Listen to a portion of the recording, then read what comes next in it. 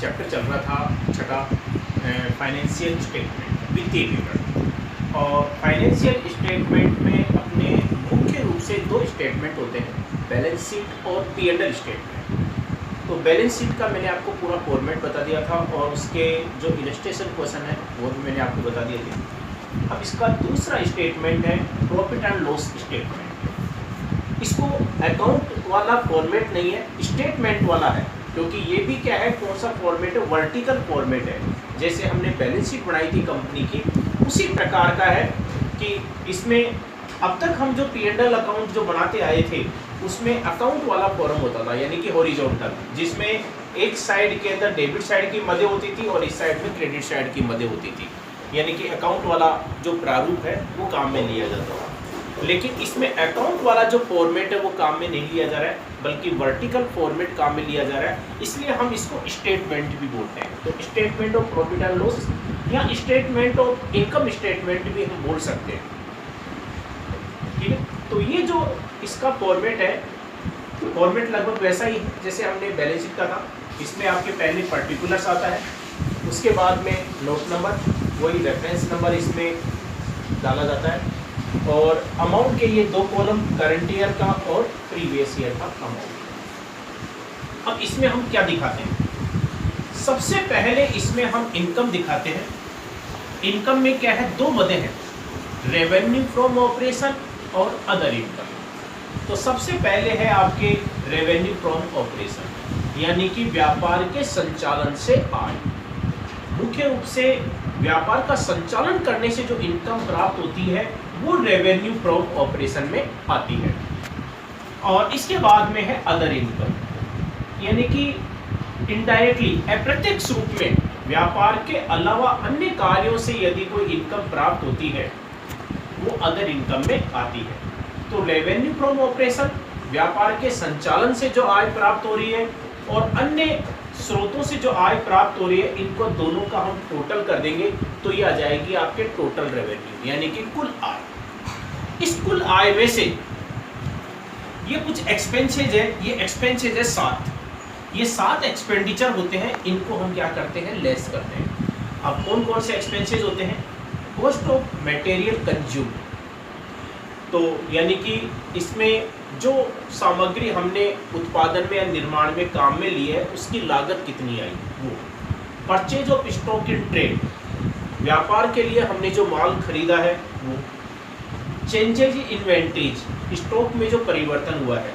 अच्छा, स्टॉक में जो परिवर्तन होता है वो चाहे फिनिश्ड गुड्स में हुआ हो, वर्क इन प्रोग्रेस में हुआ हो, फिनिश्ड गुड यानी कि निर्मित माल में, वर्क इन प्रोग्रेस अर्धनिर्मित माल में, या स्टॉक इन ट्रेड में, जो बेचने के लिए माल तैयार है उसको स्टॉक इन ट्रेड बोलते हैं। इन तीनों में किसी भी प्रकार का चेंजेज होता है वो चेंजेज इन इन्वेंटरीज कहलाता है। इसके बाद में आता है एम्प्लॉइज बेनिफिट एक्सपेंसेस, कर्मचारियों की सुविधा के लिए, उनके कल्याण के लिए हम जो खर्चे करते हैं वो एम्प्लॉइज बेनिफिट एक्सपेंसेस आता है। और फाइनेंस कॉस्ट, वित्तीय लागत, और वित्तीय लागत में हम क्या है, ऋण वगैरह प्राप्त करते हैं, पूंजी वगैरह जुटाते हैं, इनके ऊपर हमारा जो खर्चा होता है वो फाइनेंस कॉस्ट कहलाती है। तो फाइनेंस कॉस्ट की जो मद है वो इसमें आती है। डेप्रीसिएशन, स्थायी संपत्तियों पर जो मूल्यह्रास लगाया जाता है वो डेप्रीसिएशन में आता है। और अन्य खर्चे, अदर एक्सपेंसेज, जो इनमें नहीं आते हैं वो अदर एक्सपेंसेज में आते हैं। इन सातों खर्चों का हम टोटल करके किसमें से घटा देंगे, टोटल रेवेन्यू, कुल आय में से घटा देंगे, तो ये आ जाएगा आपके प्रॉफिट बिफोर टैक्स, यानी कि टैक्स घटाने की पहले का लाभ। इसके बाद में टैक्स कितना बढ़ रहा है वो टैक्स घटा देंगे तो ये आ जाएगा आपके प्रॉफिट आफ्टर टैक्स। तो ये बेसिक है, छोटा सा फॉर्मेट है जिसमें मदे दिखाई गई, लेकिन एक्चुअल में क्या है, ये आपके मेन और सब हेडिंग है। इसमें क्या है, मदे आपके बहुत सारी आती है। तो अब इसमें रेवेन्यू फ्रॉम ऑपरेशन में कौन कौन सी मदे आती है, अदर इनकम में कौन कौन सी आती है, कॉस्ट ऑफ मटेरियल कंज्यूम्ड हम कैसे ज्ञात करते हैं, चेंजेज इन्वेंटरीज क्या होता है कैसे ज्ञात करते हैं, फाइनेंस कॉस्ट में क्या आता है, इन सब मदों के बारे में आपको बता देता हूँ। ये तो आपके क्या है, मेन हेडिंग तो आपके दो हो गई इसमें, ये इनकम की ये दोनों है, और एक्सपेंसेस की आपकी ये आ गई। और अब इसके बाद में ये इसकी सब हेडिंग है, अब इसके अंदर जो मदें आती है वो कौन कौन सी आती है वो आप देखिए, वो मैं आपको बता देता हूँ। ये तो अपना पूरा फॉर्मेट था। अब अपने इसमें जो रेवेन्यू फ्रॉम ऑपरेशन और अदर इनकम में कौन कौन सी मदें आती हैं इनके बारे में आपको बता देता हूँ। तो इसमें ये तो आपके मेन हेडिंग है ये आपकी, और इसमें लिखी जाने वाली जो मदें हैं वो देखिए इसमें कौन कौन सी आती है। तो इसमें सबसे पहले लेते हैं आपके रेवेन्यू फ्रॉम ऑपरेशन, यानी कि व्यापार का संचालन करने से आय। अब रेवेन्यू फ्रॉम ऑपरेशन में क्या आता है आपकी नेट सेल्स। नेट सेल्स का मतलब होता है यानी कि ऐसी बिक्री जो सेल्स रिटर्न को घटाने के बाद आती है। व्यापार में हम जो माल का विक्रय करते हैं वो टोटल सेल्स है, अगर सेल्स रिटर्न है तो वो हम घटा देंगे तो क्या आ जाएगी नेट सेल्स, यानी कि सेल ऑफ गुड्स। माल का विक्रय करने से जो बिक्री राशि आती है, ठीक है। और इसके बाद में सेल ऑफ सर्विस। कई व्यापारिक संस्थाएं ऐसी भी है जो केवल सर्विस देती है, सेवाएं प्रदान करती है, तो उनका वही व्यापार होता है। तो सर्विस देने से, सेवाएं प्रदान करने से उनको जो इनकम प्राप्त होती है वो भी आपके एक तरह से सेल्स ही मानी जाती है। तो ये दोनों इसमें किस में आती है रेवेन्यू फ्रॉम ऑपरेशन में आती है। सेल ऑफ, तो हम ऐसे भी लिख सकते हैं sale of goods and service या नेट सेल्स कैसे भी कर सकते हैं। इसके बाद में आता है आपके सेल ऑफ स्क्रैप। अवशिष्ट माल का विक्रय करने से जो राशि प्राप्त होती है। कुछ माल ऐसा होता है जो विक्रय योग्य अवस्था में नहीं रहता है, यानी कि किसी भी कारण से उत्पादन करते समय उसमें कुछ डिफेक्ट हो जाता है, कुछ खराबी हो जाती है, इसलिए उस माल को क्या है कम कीमत पर बेचा जाता है। तो उससे जो राशि प्राप्त होती है उसको हम बोलते हैं सेल ऑफ स्क्रैप। ये भी आपके किस में आएगा रेवेन्यू फ्रॉम ऑपरेशन में आएगा। इसके बाद में आपके दूसरे नंबर की इनकम है अदर इनकम, अन्य आय। अन्य आय वो आय होती है जो व्यापार के अलावा अन्य कार्यों से प्राप्त होती है। अन्य आय में जैसे आपके इंटरेस्ट रिसीव्ड है, ब्याज हमने प्राप्त किया है, डिविडेंड रिसीव्ड लाभांश हमने प्राप्त किया है। जैसे ये इनडायरेक्ट इनकम होती है, व्यापार से रिलेटेड नहीं है, ये व्यापार के अलावा अन्य कार्यों से इनकम होती है। आपने क्या है किसी को पैसा उधार दिया और उस पर आपको ब्याज प्राप्त हो रहा है। आपने किसी कंपनी के शेयर्स और डिबेंचर्स खरीद लिए आपने, और उससे आपको उस पर आपको लाभांश प्राप्त हो रहा है शेयर्स पर, तो डिविडेंड। ऋण पत्र खरीदे उस पर ब्याज प्राप्त हो रहा है तो आपके लिए इनकम है, लेकिन वो क्या है अदर इनकम है, तो ये अदर इनकम में आ जाएगा। इसके अलावा profit on sale of fixed assets. स्थायी संपत्तियों का विक्रय करने से यदि हमारे को प्रॉफिट हो रहा है तो वो मद भी आपके इसमें आ जाएगी। हमने कोई किराया प्राप्त किया है, कमीशन प्राप्त किया है, कमीशन रिसीव्ड, बट्टा हमने प्राप्त किया है, बट्टा कौन सा इसमें नकद बट्टा आता है, कैश डिस्काउंट, जल्दी हम पेमेंट कर रहे हैं उसमें हमारे को बट्टा प्राप्त हो जाता है, वो भी आपके अदर इनकम में आ जाएगा। इसके अलावा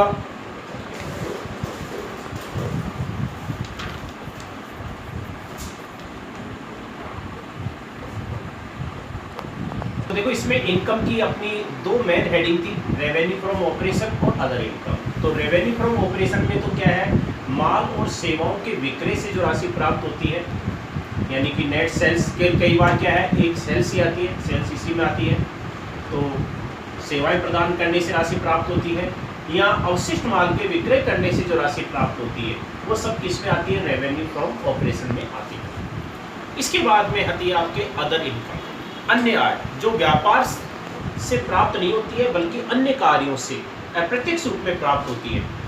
जैसे ब्याज हमने प्राप्त किया, डिविडेंड हमने प्राप्त किया, लाभांश प्राप्त किया। व्यापार के अलावा हम किसी कंपनी के शेयर्स और डिवेंचर्स खरीद लेते हैं, उस पर ब्याज या लाभांश प्राप्त होता है। स्थायी संपत्तियों को बेचने से यदि हमारे को प्रॉफिट होता है, रेंट रिसीव, किराया हमने प्राप्त किया, कमीशन प्राप्त किया, discount receive, other miscellaneous income, अन्य और कोई इनकम ऐसी हो सकती है, वो सब अदर इनकम में आती है। इस प्रकार से सबका टोटल कर देंगे तो ये आ जाएगी आपके टोटल इनकम। लेकिन ये बनाते समय ध्यान रखना है कि कई कंपनियां ऐसी होती है जो वित्तीय कंपनियां होती है, फाइनेंस कंपनी होती है। अगर कोई वित्तीय कंपनियां होती है तो उसमें उनकी जो रेवेन्यू फ्रॉम ऑपरेशन की मदें हैं वो चेंज हो जाएगी, क्योंकि वित्तीय संस्था जो है वो पैसा उधार देने का और पैसा लेने का ही काम करती है, वही उनका व्यापार है। तो अगर उनको फाइनेंस करने से अगर उनको ब्याज प्राप्त हो रहा है, लाभांश प्राप्त हो रहा है, तो वो उनके लिए मुख्य इनकम है, उनका व्यापार है, तो वो किस में दिखाया जाएगा? रेवेन्यू फ्रॉम ऑपरेशन में दिखाया जाएगा। अगर कोई वित्तीय संस्था है और उनको ब्याज प्राप्त हो रहा है, लाभांश प्राप्त हो रहा है, तो वो उनके लिए मुख्य इनकम होती है, वो रेवेन्यू फ्रॉम ऑपरेशन में आएगा। लेकिन वित्तीय संस्था होने पर, लेकिन जो वित्तीय संस्था नहीं है उनके लिए यही मदें आती है। तो क्वेश्चन में देख लेना है कि कोई वित्तीय संस्था तो नहीं है। अगर वित्तीय संस्था है तो ये जो अदर इनकम की ऐसी जो मदें होती है वो उनके लिए रेवेन्यू फ्रॉम ऑपरेशन की मद हो सकती है। तो इनकम की दोनों मदों के बारे में मैंने बता दिया। अब इनकम का दोनों का टोटल कर देते हैं, टोटल इनकम हो गई। इसमें से हम क्या करते हैं, वो एक्सपेंसेज हम घटाते हैं। और एक्सपेंसेज के मैंने आपको 7 मदें बताई थी, उसकी 7 आपके हेडिंग थी, मेन हेडिंग, और उसमें अब कौन कौन सी मदें आती हैं वो देखिए। तो टोटल इनकम हो गई, टोटल इनकम में से हम एक्सपेंसेज जो लेस करते हैं वो देखिए। देखो हमने इनकम की दोनों मदों के बारे में तो कर लिया था। अब एक्सपेंसेज हम क्या करते हैं, जो टोटल इनकम होती है यानी कि टोटल जो रेवेन्यू होती है उसमें से हम लेस करते हैं। और एक्सपेंसेज के मैंने आपको 7 पॉइंट बताए थे, 7 हेडिंग होती है। तो इसमें सबसे पहले एक्सपेंसेज में लेस होते हैं, उसमें पहला पॉइंट आता है कॉस्ट ऑफ मटेरियल कंज्यूम्ड, यानी कि ऐसा मटेरियल, ऐसी सामग्री जो हमने उत्पादन में या निर्माण में काम में ली है उसकी लागत। उत्पादन या निर्माण में काम में ली गई सामग्री की लागत हम कैसे ज्ञात करते हैं? Opening stock of raw material, कच्चे माल का जो ओपनिंग स्टॉक होता है उसमें परचेज ऑफ रॉ मटेरियल है वो हम ऐड कर देंगे। पहले का अगर हमारे पास कच्चे माल का स्टॉक है उसमें परचेज हमने कितना किया है वो हम ऐड कर देंगे, और क्लोजिंग स्टॉक है कच्चे माल का वो इसमें से लेस कर देंगे। तो ये आ जाएगा आपके कॉस्ट ऑफ मटेरियल कंज्यूम। ध्यान रखना है, ओपनिंग स्टॉक, कच्चे माल का ओपनिंग स्टॉक होता है, उसमें परचेज ऐड किया जाता है, लेकिन परचेज किसका? कच्चे माल का ही। ओपनिंग स्टॉक भी किसका होता है? कच्चे माल का, और परचेज किया जाता है वो भी कच्चे माल का, और क्लोजिंग स्टॉक जो होता है कच्चे माल का वो इसमें से लेस कर दिया जाता है। तो ये आ जाएगा आपके कॉस्ट ऑफ मटेरियल कंज्यूम। ये तो हो गया आपके एक्सपेंसेस का पहला पॉइंट। इसके बाद में देखो दूसरा पॉइंट आता है purchase of stock in trade. Purchase of stock in trade में कोई मदे नहीं है। इसमें क्या आता है कि ऐसा माल जो विक्रय करने के उद्देश्य से खरीदा गया है। बहुत से व्यापारी क्या करते हैं, तैयार जो माल है वो अन्य बड़े होलसेलर से खरीदते हैं, बड़े व्यापारियों से, और फिर उस माल को और अधिक मुनाफे पर बेचते हैं। तो ऐसा माल जो विक्रय करने के लिए खरीदा गया है वो स्टॉक इन ट्रेड कहलाता है। तो हमने जो माल खरीदा है purchase of stock in trade वो इसमें आ जाएगा। इसके अलावा इसमें और कोई मत नहीं है। तीसरे नंबर का एक्सपेंसेज आता है चेंजेस इन इन्वेंटरीज, यानी कि स्टॉक में परिवर्तन। अच्छा, स्टॉक जो होता है ये 3 प्रकार का होता है, अर्ध निर्मित माल का स्टॉक और इन ट्रेड का स्टॉक। ठीक है, ये 3 प्रकार का स्टॉक होता है। और इसमें हम क्या करते हैं, opening stock of finished goods, निर्मित माल का जो ओपनिंग स्टॉक होता है सबसे पहले, उसमें से क्लोजिंग स्टॉक जो है वो लेस कर देंगे। क्लोजिंग स्टॉक किसका? निर्मित माल का। निर्मित माल का जो ओपनिंग स्टॉक होता है उसमें से निर्मित माल का क्लोजिंग स्टॉक लेस कर देंगे। ठीक है। दूसरे नंबर पर आता है opening stock of work in progress, यानी कि अर्धनिर्मित। वर्क इन प्रोग्रेस का मतलब होता है अर्धनिर्मित माल। तो opening stock of work in progress, अर्धनिर्मित माल का जो ओपनिंग स्टॉक होता है उसमें से अर्धनिर्मित माल का क्लोजिंग स्टॉक हम लेस कर देंगे। तीसरे नंबर पर इसमें आता है stock in trade. Stock in trade मैंने पहले बताया था, जो माल का विक्रय करने के लिए खरीदा गया उसका माल का स्टॉक, तो उसका जो ओपनिंग स्टॉक होता है उसमें से क्लोजिंग स्टॉक लेस कर देंगे। ठीक है। ये तीनों प्रकार के जो माल होते हैं तीनों में ओपनिंग स्टॉक में से क्लोजिंग स्टॉक लेस किया गया है। तो ये जो चेंजेज हो रहा है, परिवर्तन हो रहा है, वो आता है चेंजेज इन इन्वेंट्रीज। ठीक है। लेकिन कई बार ऐसे भी होता है कि इनमें से कोई सी भी ऐसी मद हो सकती है जिसमें क्लोजिंग स्टॉक ओपनिंग स्टॉक से ज्यादा हो। अगर क्लोजिंग स्टॉक ज्यादा होगा तो वो संख्या माइनस में आएगी। अगर माइनस में आ रही है तो माइनस में दिखा देंगे। फिर क्या करेंगे, बाकी जो दो मदें हैं इन तीनों में से किसी की माइनस में आ जाती है तो बाकी जो दो मदें हैं उनमें जो हो रहा है उसके टोटल में से वो माइनस को लेस कर देंगे। तो ये आपके आ जाएगा चेंजेज इन इन्वेंटरीज। तो देखो एक्सपेंसेज में 3 पॉइंट मैंने बता दिए, cost of material consume, purchase of stock in trade, और तीसरे नंबर पर चेंजेज इन इन्वेंटरीज। अब इसके बाद में देखो चौथा पॉइंट। देखो एक्सपेंसेस के मैंने 3 पॉइंट आपको बता दिए। चौथा पॉइंट आता है employees benefit expenses. Employees benefit expenses में वो आता है जो कर्मचारियों के कल्याण के लिए या सुविधा के लिए खर्चे किए जाते हैं, वो एम्प्लॉइज बेनिफिट एक्सपेंसेस में आता है। तो कर्मचारियों के ऊपर, एम्प्लॉइज के ऊपर जितने भी खर्चे होते हैं वो सारे खर्चे एम्प्लॉइज बेनिफिट एक्सपेंसेस में आते हैं। जैसे कर्मचारियों को हम वेतन या मजदूरी देते हैं, वो भी आपके इसमें आएगा। कर्मचारियों के लिए अगर प्रोविडेंट फंड की व्यवस्था की गई है और प्रोविडेंट फंड का भुगतान किया जाता है तो ये भी आपके एम्प्लॉइज बेनिफिट एक्सपेंसेस में आएगा।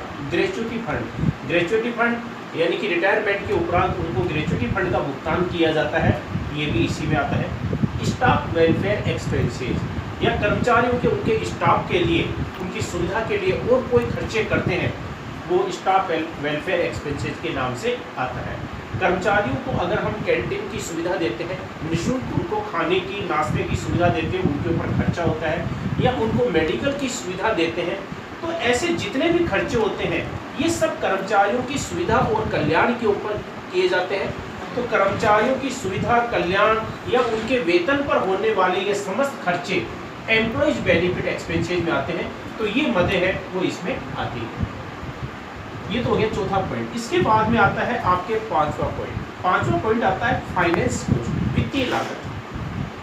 फाइनेंस कॉस्ट में क्या आता है कि अगर व्यापारिक संस्था के पास में अगर खुद का पैसा नहीं है तो वो व्यापारिक संस्था अन्य व्यापारिक संस्थाओं से, वित्तीय संस्थाओं से या बैंक से ऋण प्राप्त करती है या ऋण पत्र जारी करती है। तो ऋण प्राप्त करने के लिए या धन जुटाने के लिए जो खर्चे होते हैं वो सब फाइनेंस कॉस्ट में आते हैं। जैसे interest on loan and debentures, अगर कंपनी के द्वारा लोन लिया गया है उस पर ब्याज का भुगतान किया जाता है, या ऋण पत्र जारी किए गए उस पर ब्याज का भुगतान किया जाता है, वो फाइनेंस कॉस्ट में आता है।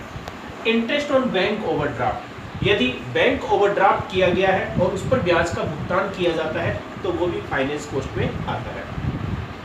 लोन प्रोसेसिंग फीस, ऋण की प्रक्रिया जो होती है इस पर कई खर्चे होते हैं, इसमें बहुत से क्या है कमीशन वगैरह या और भी ऐसे खर्चे किए जाते हैं।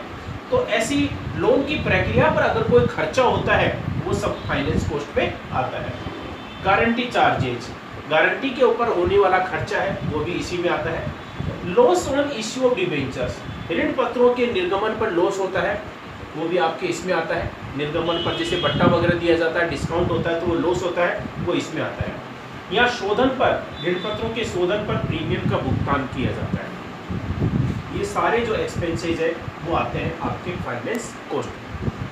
तो ये आपके 5 पॉइंट हो गए और एक्सपेंसेस के अपने कितने पॉइंट होते हैं? 7। अब देखिए आप अगला छठा पॉइंट देखो। अपने एक्सपेंसेस में जो चल रहे थे उसमें 5 मैंने हेडिंग बता दी थी। छठी हेडिंग है डेप्रिसिएशन एंड अमोर्टाइजेशन।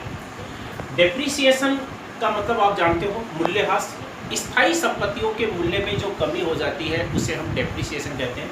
तो स्थायी संपत्तियां जैसे बिल्डिंग, मशीन, फर्नीचर, इनके ऊपर जो डेप्रिसिएशन लगाया जाता है वो आपके इस वाली हेडिंग में आ जाएगा, डेप्रिसिएशन ऑन फिक्स्ड एसेट्स। तो फिक्स्ड एसेट्स कौन सी? टेंजिबल। डेप्रिसिएशन केवल टेंजिबल एसेट्स पर होता है, जैसे बिल्डिंग, मशीन, फर्नीचर आदि, अन्य कोई व्हीकल वगैरह है।